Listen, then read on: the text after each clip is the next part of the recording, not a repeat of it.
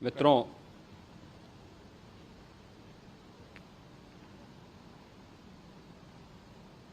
महाकुंभ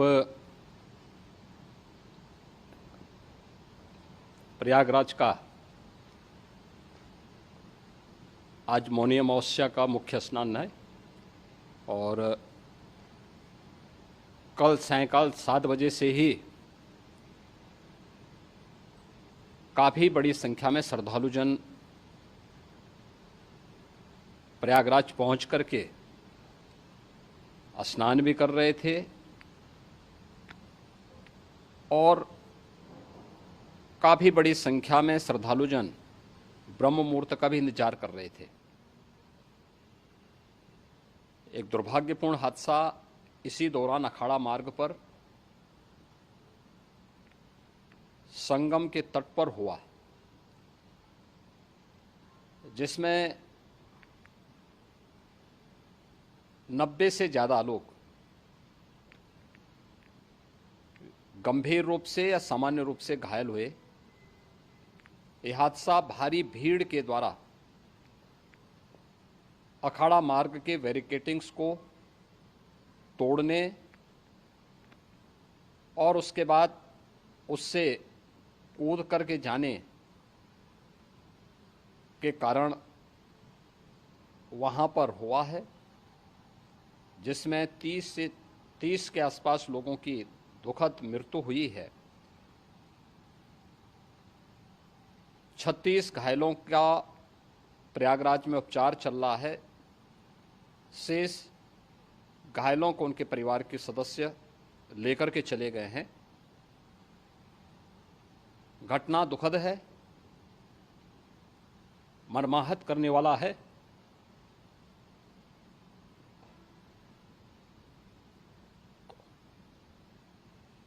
उन सभी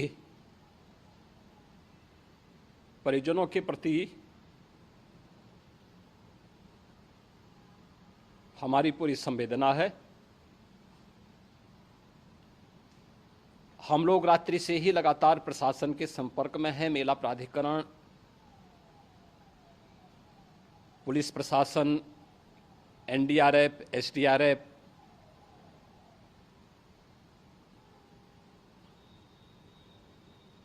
और भी अन्य जितने भी व्यवस्थाएं हो सकती थी उन सबको वहां पर तैनात किया गया है। परिणाम उसी का है कि हादसे के कुछ ही देर के बाद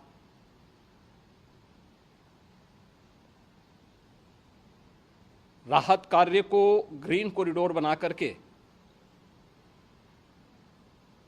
प्रशासन ने, पुलिस ने,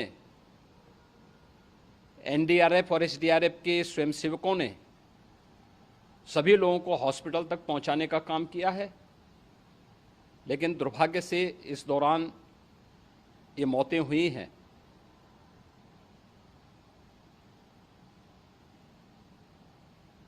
स्वाभाविक रूप से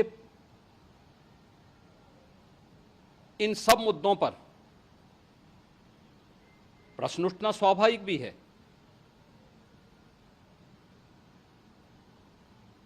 उपचार के बाद बहुत सारे लोग अपने परिवारजनों के साथ जा चुके हैं, उनके परिवार के लोग ले जा चुके हैं। जो बाकी बच्चे हैं उनका उपचार चल रहा है। उपचार के सारे इंतजाम वहाँ किए गए हैं।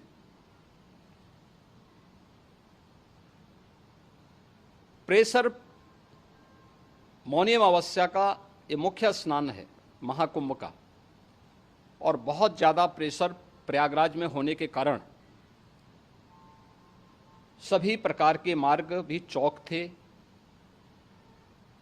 रात्रि से ही प्रशासन उन मार्गों को खुलवाने और स्थिति को सामान्य करने के लिए पूरी तत्परता के साथ लगा भी रहा।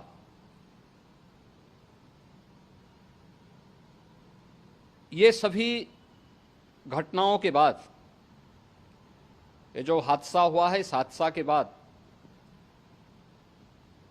वहाँ पर अखाड़ों ने जो आज अमृत स्नान ब्रह्म मुहूर्त में 4 बजे से प्रारंभ होना था। मेला प्राधिकरण के अनुरोध पर उन्होंने स्थगित किया था। अपराह्न में अमृत स्नान प्रारंभ हुआ, जिसमें सभी अखाड़ों ने और अन्य जो सहयोगी संस्थाएं हैं उन लोगों ने इसमें भाग लिया। सभी पूज्य आचार्य महामंडलेश्वर भी इस अमृत स्नान में भागीदार बने। प्रयागराज में आज 8 करोड़ से अधिक लोगों का, श्रद्धालुओं का दबाव था। यद्यपि अगल बगल के जनपदों में मिर्जापुर, भदोई, प्रतापगढ़, फतेहपुर, कौशाम्बी, इन सभी जनपदों में भी होर्डिंग एरिया बना करके काफ़ी बड़े पैमाने पर श्रद्धालुओं जनों को रोका गया था, जिन्हें अमृत स्नान संपन्न होने के बाद, जब सभी अखाड़े स्नान संपन्न कर चुके हैं, उसके बाद अब वहाँ से रिलीज किया गया है। इतना भारी दबाव ये पहली बार वहाँ पर देखने को मिला था, और जिसके बारे में हम लोगों ने पूरे इंतजाम करने के प्रयास भी किए गए थे। रेलवे स्टेशनों पर, चाहे वह झूसी हो, चाहे वह प्रयागराज सिटी हो, प्रयागराज हो, फाफामऊ हो, उन सभी पर लगातार दबाव बना रहा। रेलवे ने भी इस दौरान वहाँ के दबाव को ध्यान में रखते हुए मेला स्पेशल चलाई। रूटीन और मेला स्पेशल को मिलाकर के लगभग 300 से अधिक ट्रेन रेलवे के द्वारा अब तक चलाई जा चुकी हैं, और जिससे श्रद्धालु जनों को उनके गंतव्य तक पहुंचाया जा सके।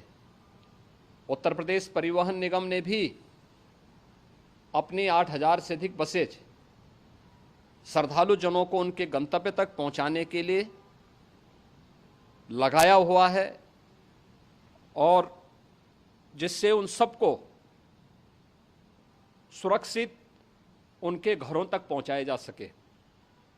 दिन भर स्मूथली, बहुत ही सुगमता के साथ पूरा स्नान इसके बाद हुआ है, जिसमें पूज्य शंकराचार्य,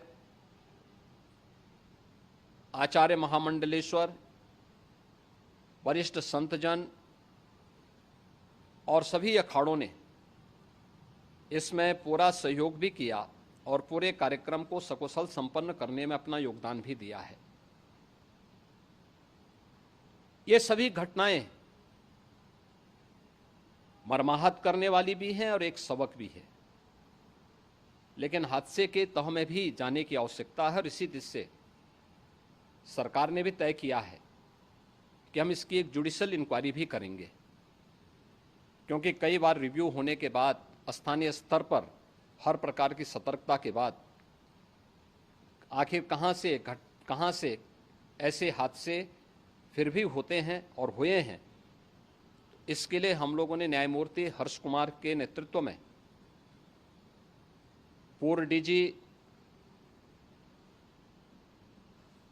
श्री वीके गुप्ता और retired IAS Shri DK Singh, इन 3 सदस्यीय जुडिशियल कमीशन को भी इसके लिए गठित किया जा रहा है। इन सभी अन्य कार्यों के साथ साथ हम लोगों ने वहाँ की पूरी घटना पर आज पूरे दिन भर एक एक घटना को लेकर के मुख्यमंत्री का जो कंट्रोल रूम था, उस कंट्रोल रूम से भी, चीफ सेक्रेटरी के कंट्रोल रूम से भी, डीजीपी के कंट्रोल रूम से भी लगातार इन चीज़ों की मॉनिटरिंग की जाती रही।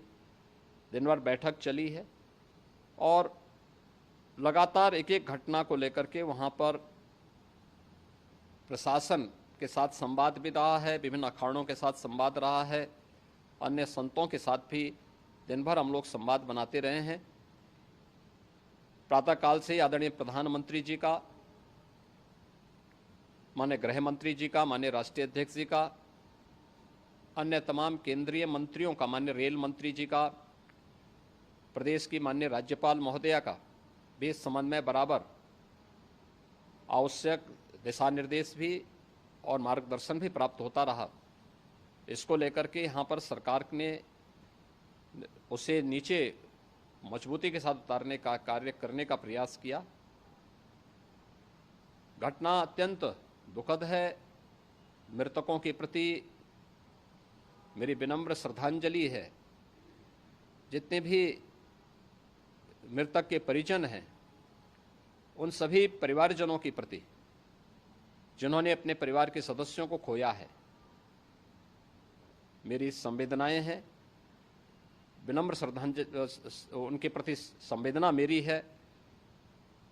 और इस पूरी घटना की हम लोग न्यायिक जांच करवा करके इसकी तह में भी जाएंगे। इसके अलावा पुलिस के स्तर पर भी अलग से हम लोग इसके एक अलग से भी जांच करवाएंगे कि आखिर कहां पे ऐसे हादसे किन कारणों से हुए हैं, क्योंकि पहले से इस बारे में हम लोग, हमारी रणनीति थी कि इतनी बड़ी संख्या में श्रद्धालु वहां पर आएंगे। मृतक के परिजनों के प्रति हम प्रदेश सरकार की तरफ से, जिन्होंने इस हादसे में अपने परिवार के सदस्यों को खोया है, वहां पर मेला प्राधिकरण के पास वो पूरी सूची है, उन लोगों ने उसको वहां पे जारी भी किया है। मैं उन सब के प्रति अपनी संवेदना भी व्यक्त करता हूं और परिवारजनों को हम प्रदेश सरकार की तरफ से 25-25 लाख रुपए की आर्थिक सहायता की घोषणा भी कर रहे हैं। और न्यायिक आयोग इस पूरे मामले को देख करके एक समय सीमा के अंदर राज्य सरकार को अपनी रिपोर्ट देगा और इसमें आने वाले समय में या आने वाले स्नान के लिए भी हम और कैसे व्यवस्था को और सुदृढ़ किया जा सकता है, इसके बारे में भी कल मुख्य सचिव और डीजीपी स्वयं एक बार प्रयागराज जाकर के उन सभी मुद्दों को देखेंगे।